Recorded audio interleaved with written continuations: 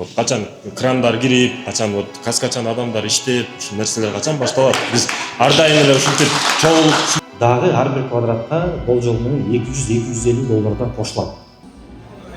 Ансыз Биз $1000 макул эмеспиз. биз сыйгырчы эмеспиз. Мамлекет тарабынан акча каражат бөлүнбөйт.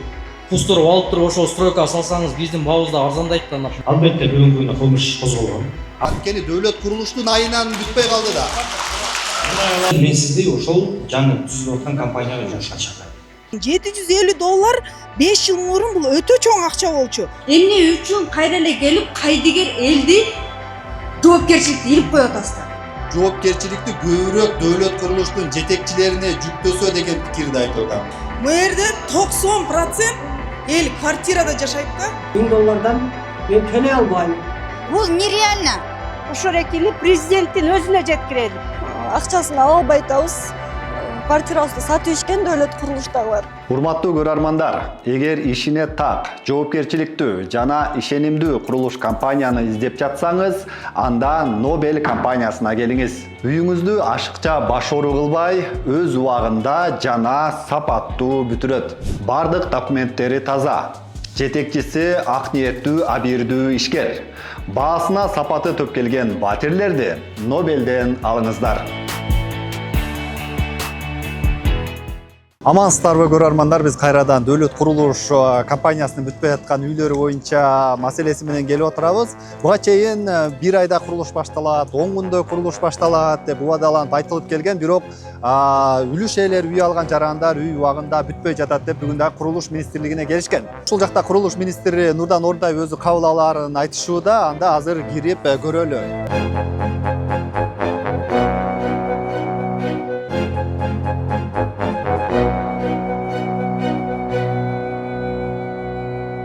Кыргыз Республикасынын Министрлер Кабинетинин төрагасы Адылбек Алишевич Касмалиевдин тескемесине ылайык биз өзүбүзгө жаңы компанияны түздүк. Бул компания бүгүнкү мамлекеттик курулуш компаниясы деп аталды. Азыркы учурда мынакей тескеме чыккан, андан тышкары уставтарын биз регистрацияга Минюска кечөөгүн жөнөттүк. Биз ушу 2 айдын аягында, 2 айдын ичинде ошол баягы механизмдерди проработка кылдык. Себеби аябай оорчулукка турду. Мындай нерсени жеке компаниянын үстүнөн бире алып, басып алган нерсе деген баягы биздин мамлекеттүүлүгүбүздүн жана ошондой эле конституциялык мыйзамдардын негизинде гана болуш керектигин биз эске алганбыз. Ошол себептен мындай нерсе мурунда болгон эмес. Ошого жараша мындай нерсе бизде биринчи жолу катталгандан кийин аябай оорчулукка турду. Азыркы учурда бүгүнкү күндө бул жаңы түзүлгөн компания азыркы учурда мамлекеттик компания болуп эсептелинет. Ошол компанияга эртеңден баштап бүгүн уставын бекитсек, юстиция министрлигинен бүгүн бекитип беришет. Эртеңден баштап уже жанагы дөөлөт курулуш компанияны биз ошол жаңы түзүлгөн компанияга поглощенияны баштайбыз. Поглощение деген бул ошол жанагы тийиштүү учредительдик документтерин толугу менен ошол биз түзгөн компанияга өткөзүп баштайбыз. Бул эмнеден кабар берет?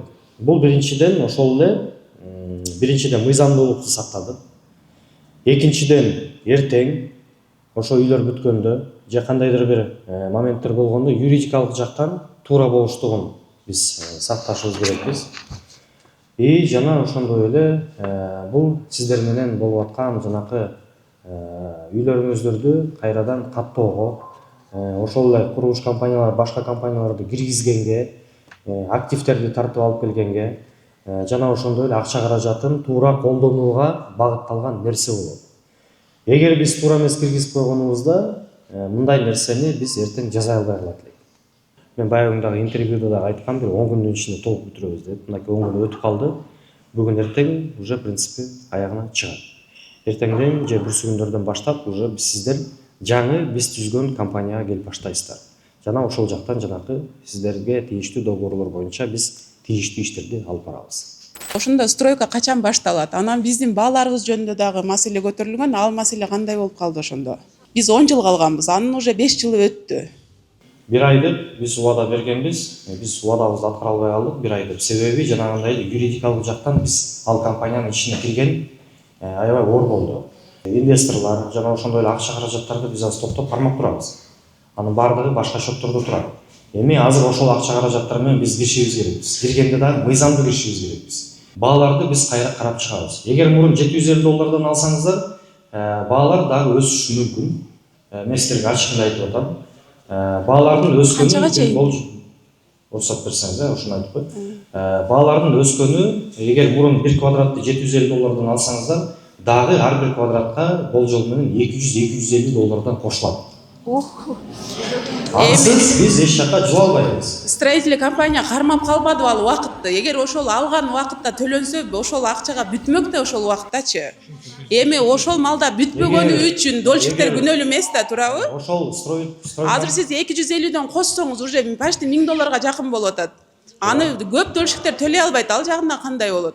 Эми мындай да, эгер строй компания өз убагында ошол ишмердүүлүгүн туура алып кетип, ошол иштер бүткөндө биз бул жерге чогулбайт элек. Буга мен жана айтып кеткендей эле сиздердин да күнөөңүздөр жок, биздин да күнөөбүз жок. Эми ачыгын айтканда, менин күнөөм жок да бул жердечи. Эми мен өзүмө жооп берейин, бирок мамлекеттин кандайдыр бир баягы мүнчүлүштөрү болгон, убагында контроль болгон эмес. Аны биз мойнубузга алабыз. Бирок ошол эле учурда ал нерсени биз $750 менен жанагы үйлөрдү бүтүрүп бере албайбыз. Бул жерде мамлекет бир дагы пайыз мындай айтканда прибыль көрбөйт. Бир дагы пайыз биздин чөнтөгүбүзгө акча келип түшпөйт. Биз болгону ошол акча каражаттардын баардыгын кайра стройкага жумшайбыз. Бул жерден биздин целибиз сиздердин мурун төлөгөн акчаңыздар текке кетип, күйүп кетпештигин гана карап атабыз. Жана ошондой эле мамлекет тарабынан ушундай компаниялардын ишмердүүлүгүнө биз айла жоктон гана кийлигишип атабыз. Бул негизинен алып келгенде мамлекеттеги терс таасирлердин бири болуп эсептелет. Мындан тышкарыда башка толгон токой компаниялар бар. Эмне үчүн кайра келип туруп эле кайдыгер элге илип коюп атасыздар? Бар жак-жактан эмени чечип туруп, турпка келип кайдыгер баягы эле элге илип коюп атасыздар. Азыр мисалы үчүн менин мүмкүнчүлүгүм жок 1000ден төлөгөнгө. Мен убагында 750ден алгам. Эмнеге алгам? Капчыгыма карап, ошол өкмөттүн жери экенин тастыктап туруп алгам. Мамлекет бар, флагыбыз бар, значит мен защита аркы тараптан көрө алам деп туруп ишенип алгам бул жердечи. Частный бюродон алган эмесмин. Мен деген ошол жерде мэрге 3 күн жүгүрүп жүрүп, мэр мени кабыл алып, мен мэрден тактап ушул жер өкмөттүкү, мондай план менен берип атабыз деген үчүн алгам. Мен жүгүрүп барып эле бир ырчы чорчу келип ырдай коюп, ана 5 килограмм тиги пловту баса коюп тараткандан алган эмесмин. Мен азыр мүмкүнчүлүгүм жок 1000ден бергенгечи, вообще мүмкүнчүлүгүм жок. Эмне үчүн мен деген анда мен азыр эгерде ипотеканы Москвадан, Америкадан же бир башка өлкөдөн келип алып, анан ошол жактан страдать этип, бул жакка келип көйгөйүмдү көтөргөн жокмун да. Биз флагы бар, мамлекети бар, өлкөсү бар, президенти бар жерде жашап атабыз да. Эмне үчүн кайра эле келип кайдыгер элди жоопкерчиликке илип коюп атасыздар? Биз эгер ошо курулуш министрлиги урматтуу президентибиздин тапшырмасы, мындайча айтканда, тапшырмасын бергендиги үчүн биз атайын ошол жерге келип сиздер менен жолугуп, ушул жумуштун жылдыруу үчүн көзүн издеп жаткан кезибиз биз. Урматтуу агайымдар, анда туура түшүнүшүбүз керекпиз. Бирок ошол эле убагында жана тийиштүү уруксаттарды берген, тийиштүү инвестициондук соглашенияларды түзбөгөндүгү үчүн, акча каражаттарын изилдебегени үчүн, жанагындай курулуштун баарын баштап коюп, жанагындай анархиялык метод менен кеткендиги үчүн ар бир нерсе тийиштүү органдар менен келиштирилет. Ага ылайык тийиштүү жетекчилер жоопкерчилигин албетте тартат. Бизге биринчи келгенде Түмөнбаев деген президенттин атынан келдим деп, эч убакта баа көтөрүлбөйт, курулуш убагында бүтүп берилет деген сөздөр болгондо, бул сөздөр ошондо четте калып кетеби? Эми эжөмдөй да ар бир нерсенин өзүнүн реалдуу факторун карашыбыз керекпиз. Реалдуу нерсени карашыбыз керекпиз. Мен ал жерден Каныбек Турунбековичти күнөөлөп же туура эмес айткан же туура айткан деп дагы мен аны мындай сын пикирге алганга да баягы немем жок, укугум жок. Да, туура Каныбек Турунбекович келди, ошол жерден айтты, максималдуу түрдө жардам беребиз, президенттин тапшырмасы деп. Кандай төлөп аткан болсоңор, ушундай кылып туруп төлөп туруп, ушул 10 жылдын ичинде ошол акча каражатын мамлекетке төлөп койсуңар. Түшүндүңөр да? То есть азыр эсептеп чыксын дагы бир мен эң башкы нерсени силерге айтып коеюн дедим. Бул исключительно бир гана президенттин тапшырмасына ылайык силерге гана ошондой. Урматтуу президентибиз менен сүйлөшүп, мына ушундай жыйынтыктарга келели деп атабыз да. 1% сиздерден албайт мамлекеттик ипотекалык компания. Ушул договоруңар менен өтөт. Андан кийин ошол тапшырма келип бизге түшүп атат. Бирок реалдуу нерсени реалдуу түрдө бул жерден айтышыбыз керекпиз. Бааларды биз кайра карап чыгабыз. Себеби стройка бүтпөйт. Бүгүнкү күндө мамлекет тарабынан акча каражат бөлгөнгө мүмкүнчүлүгү жок. Эгер мамлекет тарабынан акча каражаттарын түздөн түз бул жайга киргизсе бул прецедент болуп калат. Ушундай эле компаниядан бизде жүздөгөн компания бар. Ушундай дольщиктери көчөдө калган. Эмаком бар, Визион бар, дагы башка жана башка деген KG Group деген компаниялар бар. Биз ушул жерден дөөлөт курулуштун математикасын реалдуу түрдө эсептеп чыгып, анын реалдуу нерсени айтып атабыз. Ачыгын айтайын, мынакей мисал катары айтып кетсем, ошол эле KG Group компаниясы. KG Group компаниясы да убагында ошондой биз да киргизген аракет кылганбыз. Бирок математикасы чыккан эмес. Мамлекет тарабынан акча каражат бөлө албайбыз деп коркунду чыккан. Акча жок. Ошол себептен биз ага даже азыр внешнее управление боюнча киргизүү боюнча дагы биз сөзүн көтөрө элекпиз. Дөөлөт курулуш компаниясы боюнча реалдуу возможность бар. Ошол себептен биз жанагындай механизм менен киргенге кирип атабыз. Муну бүтүргөнгө биздин көзүбүз дагы жетип атат. Ошол себептен биз кирип атабыз. Биз дагы азыр кирген деген жоопкерчиликти тартабыз. Эртең бүтпөй калса мен жеке гет башы менен жооп берем ошол жерде. Бүтпөй калса мен дагы жооп бергенге. Мындай чындай жетпин башымды сайып атам. Андан тура түшүнүлү. Бир суроодо эмнеге жер тилке бекер болуп туруп ана баа мындай болуп калат? Көтөрүлүп атат да. Бул жерде жер бекер болуп атпайбы? Жер тилкеси боюнча мен сиздерге айтайын, жанагы Шопоков шаарындагы. Ачык эле айтабыз, Шопоков шаарындагы жанагы мамлекетке өтчү квартиралардын баардыгы мамлекетке өтпөйт. Мамлекет жерди бекер бермей болду. Жанагы ошол мамлекетке өтчү квартиралардын баардыгын биз сатабыз. Сатып туруп ошол курулушка акча каражатын курулушка жумшайбыз. Мамлекет тарабынан бир дагы сом ошол Шопоков мэриясы болобу, курулуш министрлиги болобу, же башка ведомстволор болобу, бир дагы сом пайда көрбөйт. Биз ошол акча каражаттардын каяка сакталганын, кандай кеткенин жана ошондой эле кайсы квартира кимге сатылгандыгын баардыгын ачыкка чыгарып беребиз сиздерге. Мамлекет наоборот минуска кетип атат ал жерде. Мамлекет ошол жерден өзүнүн жерин бекер берип атат. Ошол курулуш аягына чыгып, ушул сиздердин маселеңиздерди жабыш үчүн ошол жерди канча бир суммада турган жерди мамлекет бекер берип атат. Биздин акчага оштун мэрине дагы алып барып канча деген машиналарды берип атат. Биздин атыбыздан, биздин акчабызга, биздин ак эмгек маңдай терибизге. Акча каражаттар боюнча каяка сырыпталгандыгы боюнча биз азыр финансылык документацияга биз азыр кире элекпиз. Мен сиздерге ачык айтайын. Себеби могу документтер мынакей устав бүгүн Кудай буйрса бекитсе биз эртеңден баштап финансына киребиз. Финансылык документацияга жөн эле кирген бул мыйзам менен көрсөтүлгөн жана чектелген. Жөн эле барып туруп бирөөнүн чөнтөгүнөн биз баягы каракчыдай барып бирөөнүн чөнтөгүн касканда эч ким бизге укук берген эмес. Анда биз туура түшүнүшүбүз керек. Бирок ошол эле учурда тийиштүү финансы каражаттарды эч жакка чыгарып кетпестиги боюнча атайын баягы ограничениялар коюлган. Биз баягы объявлять этпедик 12 февралда. Ошондон бери ограничениянын баардыгы турат. Бир дагы сомду биз эч жакка жылдыртпай атабыз. Азыр биз финансына киребиз. Акча каражаттар каяка коротулган, кимге машина белекке берилген, кимге батир белекке берилген, анын баардыгын изилдеп туруп кайра мамлекетке алып келебиз. Ошол мамлекеттик компанияга алып келип туруп, эмне финансысы болсо, эмне активдери болсо, ошонун баардыгын ошол курулушка жумшайбыз. Суром бар. Биз отказ жазганбыз 21 январда. Андан кийин барсак биздин квартираны сатып ийишиптир. Анан эми кандай болуп калат? Биз эмеден саткан жокпуз да, биз балама уруп гемодиализ алат. Азыр квартирадан жок же акчадан жок. Кандай болуп калат бул жагы? Биз балабыз гемодиализ алат, ошон үчүн биз отказ жазганбыз да. Отказ жазгандардын акчасын биз кайра кайтарып беребиз. Канча сумма төгүлсө, ошончо сумманы кайтарып беребиз. Бирок кайтарып бергенди биринчи биз курулушту бүтүрүп, ошол сиздердин квартираңыздардан тийиштүү квартираңыздар сатылып, ошо акча каражаттар түшкөндүгүндөн кийин гана биз акчаларды кайтарып беребиз. Биз акчаны кайтарып бербейбиз деген жерибиз жок. Отказ берсеңиздер, бул сиздердин жеке выборыңар. Биз ага влияние кыла албайбыз.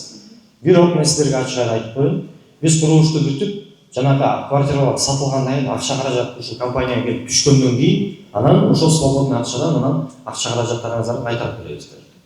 Ошондо полный комплекс салынып бүткөндөбү байке? Полный комплекс. Полный бүткөндөн бүт содержаниянын баардыгы, расходтун баары чыккандан кийин анан кайтарып беребиз. Ага чейин кайтарып бере албайсыздар. Ага чейин кайтарып бергенге бүгүнкү күндө эми ачыгын айтыш керек, акча каражат жок. Акча каражат ушу болуп турса, биз баарыңыздарга азыр акча каражатты таратып берип коюп, биз салып туруп, анан кайра сата берет элек.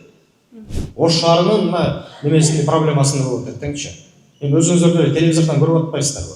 Жөн эле сөз менен баштап коюп эле анан баягы тиги аягына келип, же акча зат жок, же тиги жолдон жок, же тиги объектиден жок болбошубуз керекпиз. Мыйзамдуу түрдө кол коюлгандан кийин инвестордун акчасы биздин счетко келип түшөт. Счетко келип түшкөндөн кийин ошол акчага анан биз жанагы товарларды сатып алышыбыз керекпиз. Тийиштүү жанагы материалдарды сатып алышыбыз керекпиз. Тийиштүү кишилерди алып келип ошол жерге курдуртушубуз керекпиз. Эми бул кичинекей үй эмес да, ашар менен куруп ийгендейчи. Бул көп кабаттуу үй. Аяка атайын техникалык база менен барыш керек. Анын баардыгы акча каражат. Бүгүнкү күндө бекер бирөөгө 1 миң кагып бербейт. Кут деле мисалы мамлекеттик эмес да туурабы? Кут деле өзүнүн жеке ишкер да. Эмнеге куттук 1000ден 950ден 1100ден сатылып атат дагы, анан бул Шапоковдуку мамлекет жер берип атса анчалык кымбатка. Ар бир объектинин индивидуаль өзүн карап чыгышыбыз керекпиз. Жок, ошол жерди мамлекет берип атканда да эмне себептен кымбатка айланыш керек. Ошону айтып атпаймынбы? Анын ар бир индивидуально карап чыгабыз. Аны мен сизге азыр кандай мындай болот же тигиндей болот деп жооп бере албайм. Жок, биз баа боюнча суроо берип атабыз да, мисалы жер мамлекеттики болуп аткандан кийин кут деген бекер алып аткан жок да жерди. Кут дагы какой-то бир арендага же болбосо бир сатып алып атат жерди, туурабы? Мамлекеттен сатып алып атат да жерди. А эмне себептен Шопоков бекер жерди куттан бийик болуш керек баасы? Эже биякта цель, бияктан биз кандайдыр бир пайда көрүү эмес. Түшүнүп атабыз ошону. Биз бияктан ушул компанияны састан чыгарып, жана үйлөрдү до конца тургузуу. Ооба. Акча каражаттары кайра кайтарып берүү. Ошол жактан акча таап сиздердин кайра жана келтирген нерсени баарын жокко чыгаруу. Жана калабыз десе, ошо биздин жарандарды үй менен тургузуп берүү. Биздин цель ошол. Саламатсызбы? Сиз өткөндө бир айттыңыз эле байке. 2 миллиардка жакын дөөлөт курулуштан акча түшүптүр элдерден. Ошонун 800-900 миллиону стройкага кириптир, калган акчасы жок деп. Например, азыр сиздер бааны көтөрөбүз деп атпайсыздарбы? Ошол дөөлөт эле курулуштан 1 миллиард канча сомду, например, кустуруп алып туруп ошол стройкага салсаңыз, биздин баабызда арзандайт да, напримерчи.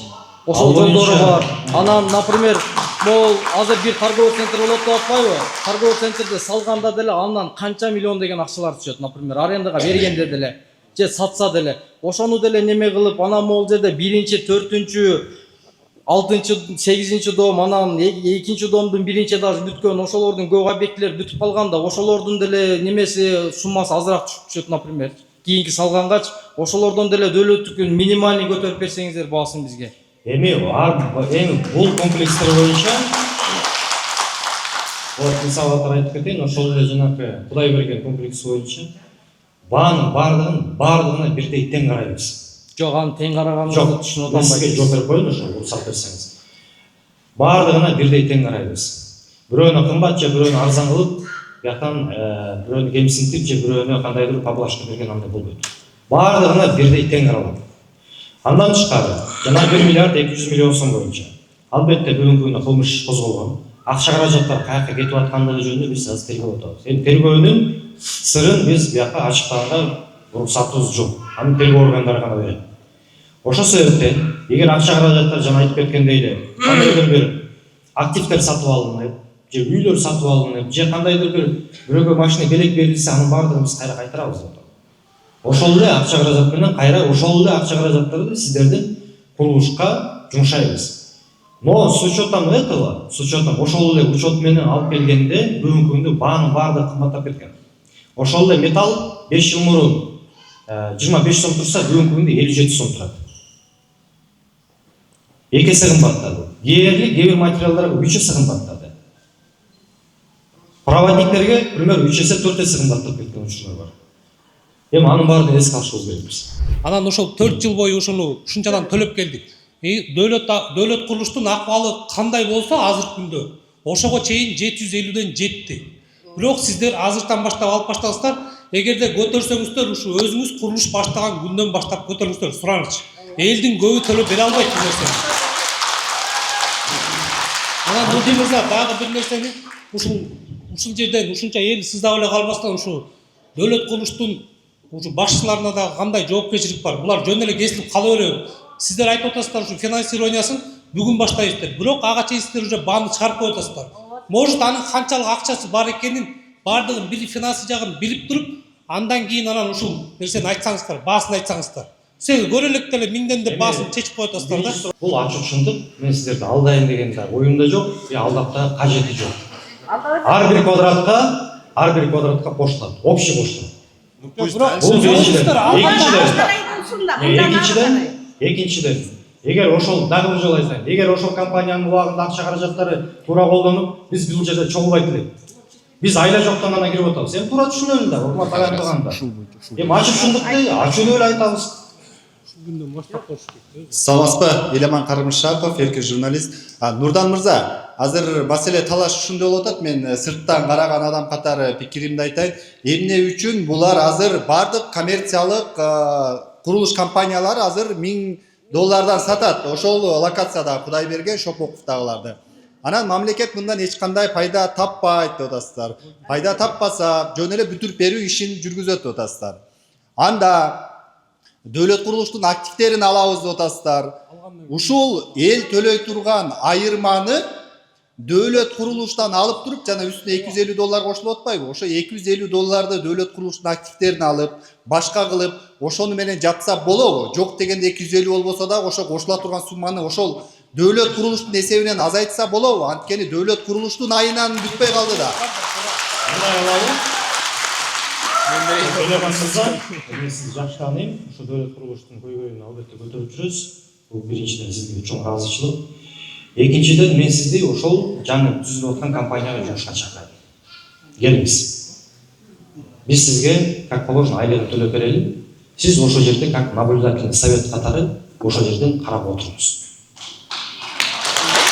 Сиз ошол жерден баардык финансылык документтерге сиз көрсөтүп берип турабыз. Ошол жерден калькуляторуңузду алып алып, эсептеп кандай актив келип атат, кандай актив чыгып атат, ошонун баардыгын көрүп, ушу элге сиз как независимый журналист катары ошол жерден көрсөтүп берип турабыз. Жок, сиз биринчи айттыңыз го, финансысын биз биле элекпиз деп. Анан жок, бул биринчи. Анан ал эми жана сиздин сурооңуз боюнча. Албетте биз максималдуу түрдө ылдыйраткан аракет кылып атабыз. Бирок мүмкүнчүлүк жок. Биз сыйкырчы эмеспиз. Мамлекет тарабынан акча каражат бөлүнбөйт. Эгер мамлекет тарабынан акча каражат бөлүнсө, анда бул совсем башкача нерсе болот. Анда биз айтат элек, биз бүтүрүп беребиз, үйүңүздөргө бара бергиле деп коюп, отура берет элек ошол жерде.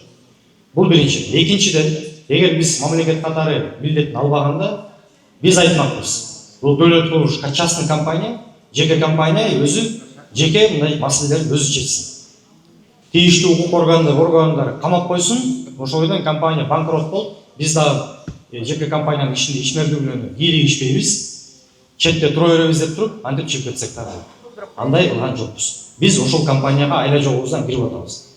Мен сиздерге жеке жаран катары айтканда, жеке жаран сиздердин катарыңыздардагы жаран катары айтып келсем, бул жерден мен сиздер менен ушунча кызылдашып, жаман жакшы көрүшмөк эмесмин. Но бирок мен функционалдык милдеттериме ылайык ошол жумушту аткарганга мен милдеттүүмүн. Мен ошол себептен ушул жака кирип атам, ошол себептен ушу сиздердин астыңыздарга сурооңуздарга жооп берип атам. Жана айтып кеткендей, дагы бир жолу айтайын, Эламан мырза. Биз сизди жумушка чакырабыз, как наблюдательный совет катары. Келиңиз, минималдуу түрдө айлыгыңызды көрсөтүп берели, и ошол жерде отуруңуз. И баардык финансылык документтерди жана математиканын баарын сизге түшүндүрүп берип турабыз. Макулсузбу? Рахмат, мен макулмун, бирок мага айлык төлөп эле коюңуздар. Рахмат. Анткени мен жөн эле байкоочу катары эле кирейин. Айлык алсам, сен министройдун сөзүн сүйлөдүң деп мен ортодо калыс болбой калышым мүмкүн. Макул, мен жөн кирип карап бере алайын. Анан ошол жерден сиз көрүп туруп, ушу мамлекет пайда көрүп атабы, же орун басарым келип акча жеп кетип атабы, же мен келип акча жеп кетип атамбы, ошонун баардыгын карап отуруңуз. Акча каражат туура колдонулуп атабы, башка жака кетип калган жокпу, как наблюдательный совет, пожалуйста. Вообще проблема жок. Биз сизди ошоңо киргизебиз. Анан ошол жерден анан көрөсүз. Өзүңүз көрүп туруп анан айтасыз. Действительно, мондай проблемалар бар экен. Мондай нерселер жасалат экен деп туруп, бирок ошону мен сиздерден талап, мен сиздерден как наблюдательный совет катары сиздерден талап кылам, ошону туура элге жеткизишиңиз керек. Болду. Рахмат, мен кандай болсо да жеткирип берем. Бул нерсенин өзү бул жакта үлүшчүлөр дагы түшүнүш керек. Мамлекет өзүнүн көзөмөлүнө алып, сиздерге бүтүрүп беребиз деп атканы бул жакшы көрүнүш. Азыр бул жерде баасына келгенде бир аз талаш жаралып калды. Бул маселе өзү президент Садыр Нуркожоевич өзүнө жетип, саясий эркин көрсөтүп, президенттин тапшырмасы менен ушундай болуп атат. Биринчи башталышына келгенде иш башкаруучусу Каныбек Туманбаев келип, баалар өзгөрбөйт, ошол бойдон калат. Бул президенттин силерге болгон колдоосу деген сөзүн айткан. Эми бул жер ооба коммерция, чоң акча, мамлекет акча бере албайт экен, бирок бүтүрүп беребиз дегенде жоопкерчиликти ушул бүтпөй калган иштин жоопкерчилигин кайра эле ушул болгон акчасын берип алданып калган элге эмес, жоопкерчиликти көбүрөөк дөөлөт курулуштун жетекчилерине жүктөсө деген пикирди айтып атам. Ортодогу айырманы ошол дөөлөт курулуштун активдеринен алса. Анткени соңку ирет сүйлөшүүбүздө эле документтерин көрсөткөн, биз 10 миллион долларлык бир жерибизди сатып атабыз. Мындан башка дагы толтура активдерибиз бар деп. Ошол активдерин бар бекен чын эле алар айткандай. Эгер болсо ошолорду алса дагы бул элге бир аз жеңилирээк болобу деген. Эми ошончо активи болуп, ошончо жери болуп 10 миллион доллар, ошончо акча каражаты болгондо ал компания курулушту ичак бүтүрүп, мындайча айтканда бул жерде сиздер менен биз акай айтышып отурбайт элек. Бул нерсе мындайча айтканда өзүбүзгө чөп салып келген нерсе болуп калды. Алдамчылык нерсе болду. Аны дагы эми ачык айтышыбыз керекпиз. Эгер ошончо активи эмнеси болсо, биз укук органдарынын чогуу иштеп катып койгонбу же өзүнө катталганбы баардыгын кайра мамлекетке алган аракетибизди көрөбүз. Айтып атпайм, жана калса жанагы белекке берген баштын жеринде эле кайра арттан тарталы. Ошонун баардыгын бул эми мамлекеттик кызматкерлер эчтеке болуп жөө жүрсө да жумушун иштей берет, ошонун баардыгын сатып туруп кайра ошол курулушка жумшайбыз. Төлөө мөөнөтү кандай болуп калат ошондо? Булар 10 жыл калганда канча жылга бөлүп төлөсө болот? Төлөө мөөнөтүн дагы карайбыз. Азыр биз ага жете элекпиз. Анткени ар бир договор менен биз индивидуалдуу иштешибиз керекпиз. Индивидуалдуу иштебесебиз, анда жумуш жылбайт. Акча түшпөйт. Эми мындай да биз сиздерге дагы айтып кетейин. Бирөө келип жөн эле акча сала бербейт да. Туурабы? Жөн эле келип акча салып, ушундай это реальная жизнь, да? Бүгүнкү күндө заман ошондой экен, бирөө келип бекер акча 25-30 миллион доллар жөнүнө бере бербейт. Алар дагы ошо акча каражаттан кайра тез чыгарып, тез пайдасын көрүүгө аракет кылат. Кача пайдасын көрбөсө да ошол актив катары сакталышын карайт. Туурабы? Эми биз аны да туура түшүнөлү да. Анан эле жөн эле келип акча сала берсе, анда бул совсем башкача нерсе болот. Анда биз бирөө келип акчам берем десе, анда тепки компания берип койчу, биз контролдоп турабыз, стройканы срочно баштап ичип эле анда отура бербейт белек. Мамлекет келбейт да ошондо. Кытайлык компания инвестор болуп кирип атат деп башында айткансыз, ошол дагы деле күчүндө алар кирип атышабы? Сыр болбосо канча сумма менен кирип атат? Эми ал компаниянын баягы коммерческий тайнасы деп коет.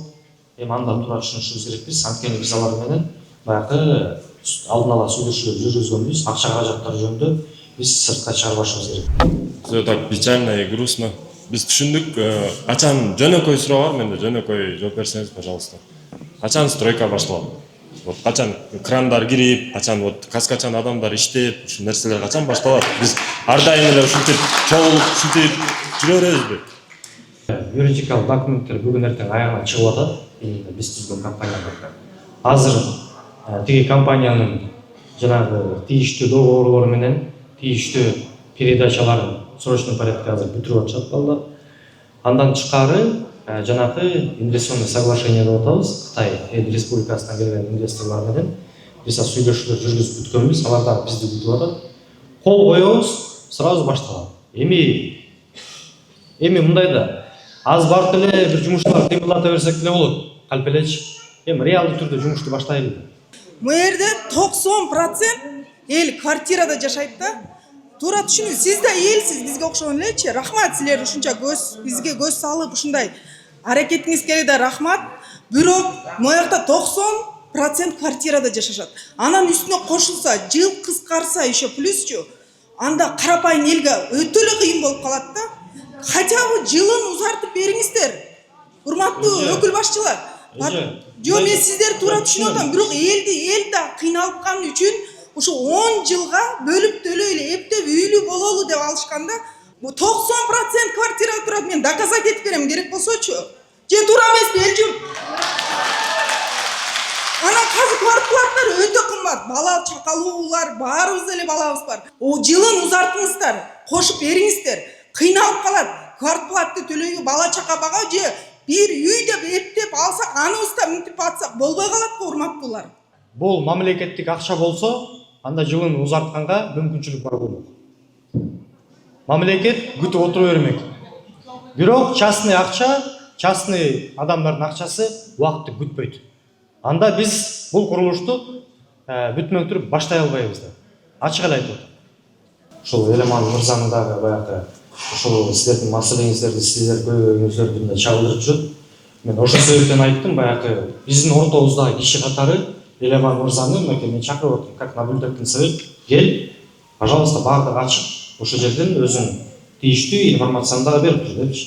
Бирок албетте жанагы финансылык маселелердин баарын карап чыгабыз. Кандайдыр бир активдер болсо ошонун баардыгын биз ачыкка чыгарып сиздердин астыңыздарга кое беребиз. Эч маселе болбойт. Ассаламу алейкум, жогорку бийликтегилер. Садыр Жапаров, Марлен Маматалиев, Элмира Сурабалдиева. Мен Элмира эже сизден чоң суранып кетерим.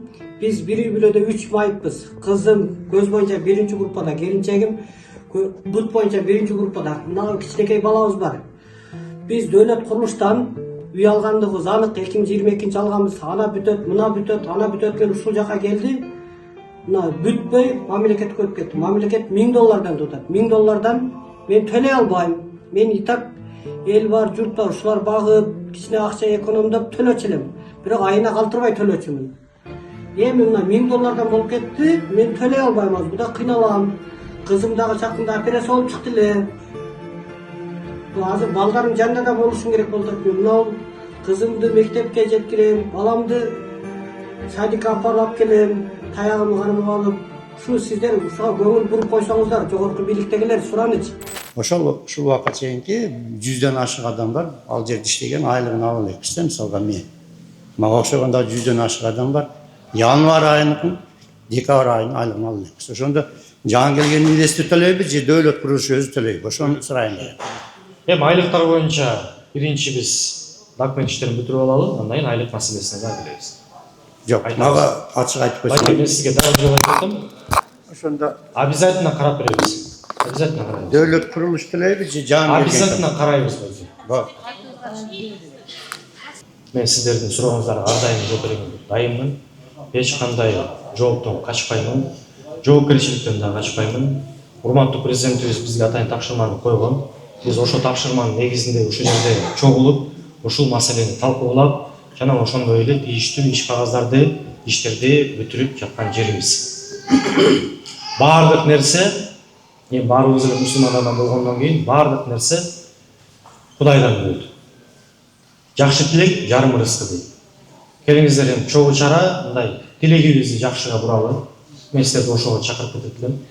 Албетте, эми кыргызда жакшы сөз бар го. Тиги жан менен жерге көрөт, бата менен элге көрөт дегендей, батабызды түздөп, ниетибизди түздөп, ошол жумушту Кудай кылса жакшылап баштап, аягына чыгаралы. Сиздердин моралдык поддержкаңар бизге аябай бийик турат. Сиздер ушул жерден канча жакшы сөз айтсаңыздар, сиздер канча бизге поддержка, моралдык поддержка берип турсаңыздар, биздин дагы ушул жерде турган улам кыздарыбыз жакшы иштеген аракетин кылат. Эми мындай нерсе болгон эмес бизде. Ошол себептен бул нерсе аябай оор турду. Эгер ушуну сиздердин жумушуңуздарды Кудай көрүп жылдырып кетсек, башка да компаниялар ушундай маселелерди чечкенге аракет түзүбүз. Башка да компаниялар бар, толгон компаниялар бар ушинтип үй бүтпөй турган. Эми сиздерден бир сураныч, сиздер дагы бизди туура түшүнүңүздөр. Ар бир договор менен индивидуалдуу иштейбиз, Кудай буйрса, ар бирөөңүздөрдү чакырабыз, келесиздер, биздин кызматкерлер менен отурасыздар. Нада бойтундагы орун басарым да отурат, жетекчилер да отурат. Ошол жерден ар бир нерсени түшүндүрүп, көрсөтүп берип биз ачык иштегенге дайынбыз. Жана айтып кеткендей эле наблюдательный совет деп алып келгенсиздер, аны көрүп киргизели. Вообще проблема жок. Бир дагы сом мамлекет пайда көрбөйт. Биздин целибиз мына Кудай тааланын астында жооп бергенге дайын. Биздин целибиз ушул компанияны саздан чыгарып, ушул үйлөрдү бүтүрүш. Вот менин айткан сөзүм. Биз да турат. Ар бир активдердин баасын чыгарып, ошол жерден сатканга аракет кылабыз. Сатып, ошонун баарын курулушка жумшайбыз. Бир сом болсо дагы ылдыйлатканга аракет кылабыз. Эми кичине шашпай туруңуздарчы. Эми антип, эми акыл үйрөткөндө эми биздин деле акылыбыз бар аны.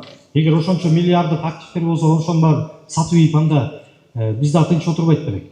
Эми реалдуу түрдө айтканда активи жок болгон үчүн жанагындай тиги немени бүтүрө албай калганда, мен аны эч кандай актаган жерим жок. Активдерин тапканга аракет кылабыз. Элине сатып алса, жанагындай айтып атпайм, белекке берген машиналарды кайра чакыртырабыз. Эми ачык эле сөз. Кичине шашпай туралычы ал жагын. Мына ушинтип жолугушуу жыйынтыкталды. Бул жакта үй алгандардын эң негизги эле нааразычылыгы бул баанын көтөрүлүшү болуп атат. $1000 сатабыз деген бул өтө кымбат дейт. Убагында $750 алышкан экен. 10 жылга бөлүп төлөө шарты менен. Эми азыркысы 10 жыл эмес, эми буга 5 жылын төлөп коюшса 4-5 жылын. Ар жакта дагы 5 жыл калды, ошондой болобу десе, жок, мөөнөтү дагы кыскарат деп атат. Бул эми мөөнөтү кыскарса, акчасы кошулса, булар биз өтө чоң сумманы төлөй албай калабыз. Мөөнөтүн да узартып берсин деп атышат. Баасын дагы арзандатыш керек деп. Анткени бул жактан атайын шарты жакшы экен, 10 жылда бөлүп төлөйт экенбиз, баасы арзаныраак экен деп келген элек дейт. Эми баасы деле өтө арзан болгон эмес, ошол учурда баш $750 жакшы эле саткан экен. Шопоковдон, Кудайбергенден. Эми ушул маселе болуп атат. Анан эми президентке дагы кайрылышып, ушуну чечиш керек, бизди мынчалык бааны көтөрө албайбыз деп жатат. Жер бекер туруп, финансы жагы текшерилбей туруп, эчтекеси бүтпөй туруп, келип турасыз миңге коюп атат. Бул нереально. Биз $1000 макул эмеспиз. Себеби Шопоков деген Тетик Сокулук районунда турган жер. Котлован эле казылган тейден турат азыр. Бардыгында. Бир эле үзүкү. Договор боюнча кылышсын. Жок болбосо, эң эле такыр болбоду десе $800 кылсын. Анан срогун баягы бойдон койсун. Ушул экини президенттин өзүнө жеткирелик. Президент даже ошол эки жерди эме кылып атканда барып көргөнүндө мамлекетке алабыз деген. Мамлекетте $1000 деген үй квадрат метр $1000 деген баа жок. Жок. Кайта айтсын. Биз үчүн мен айтып атам, мына ошол именно Шопоков жеринде мигранттар жалаң. Мен тети Калининградтан келдим. Ушул экинде неме болуп атат дегенне. Ал Калининград деген кай жерде? Квартирабызды расторжение кылганбыз. Акчасын ала албай атабыз. Квартирабызды сатып ишкен дөөлөт курулуштагылар. Биз азыр 2 жыл күткүлөп атат, биз күтө албайбыз 2 жыл. Мен балам гемодиализ алат. Мен деген Итага барышым керек болчу. Садыр Жапаровдон сурадым мен. Ошо биздин да маселени карап берип коюңузду сурадым. Канча төлөдүңүз эле, канча акчаңызды ала албай атасыз? 11 000. $11,000. Азыр бул акчасын сураса, кайра $11,000, бирок дөөлөт курулуш компаниясы кайтарып бермек болгон экен. Буларга кайтарып бериш керек болчу. Алар срогун үзүп кайтарып бербей жүрүштү. Эми азыр булар безвыходный положениеда калып калышты да. Азыр акчасын алалы десе, стройка бүткөндө беребиз деп атат. Стройка качан бүтөт? Азыр башталып элек даже. Квартираны сатып иштир, биз же квартирадан жок, же эмеден жок. Ар 2 жылдан кийин бул $11,000 эчтеке жарабайт. Даже азыр эчтеке жарабайт, азыр $11,000чы. Биз 22-жылы алганда жакшы эле болчу да. Ошон үчүн Садыр Жапаровдон суранабыз, биз ошо квартира сатылып кеткендердин акчасын берип койсоңуздар биринчи очередте депчи. Биздин талап болгону бир, бааны азайтып берсин, жылды узартып берсин. Болду. Анан суранабыз. суранабыз. Биз $1000 болушуна биз каршыбыз. Биз макул эмеспиз $1000 болушуна. Баштапкы төлөнгөн жылдарыбызга дагы кошулат дейт. Биз ага каршыбыз, биз макул эмеспиз. Баарыбыз эле ошо тилегибиз бир, бааны көтөрбөсүн. Баа көтөрүлгөндө макул эмеспиз. $1000 элдин баары кыйналып калат. Баягы айтканда ичип жегендер эмнеге? Ошо жер дөөлөткө барсынчы. Бир миллионер алыптырбы ошол жерден үйдөн? Алган эмес. Биз чөнтөгүбүзгө карап алганбыз ошол жерди 750ден деп. Мен эгерде чөнтөгүм болсо 1200дөн алимтендер алып жашай бербеймби деди тоонун таза абасында. Мен жогунан капчыгын карап туруп алгам. Карапайым элге эле өтө кыйын болуп атат да. Сроогу азайтабыз дейт. Ошо үстүнө кошулса $1000 $750 5 жыл мурун бул өтө чоң акча болчу. Ошо малды алдык, мейли эптеп үйлүү жайлуу болду. Анан кийин кайта келип туруп момундай эл үчүн өтө оор бул. Урматтуу Садыр Жапаров, сиздерден суранабыз. Ушул бааны бизге карап түшүрүп бериңиз, срогун узартып бериңиз. Урматтуу эл журт кыйналып кетти. Инвалид кызым алгам. Өзүм пенсионермин. Мисалы азыр аны 5 жылдык мына мөөнөтүн азайтканда бир 5 жылда 60 миң кылып койсо аны төлөй албайбыз. Кандай кылып төлөй албайсың? Же акчасын кайрып бере албаса, ага чейин кандай кылабыз? Ошол жагын карап берсеңиз.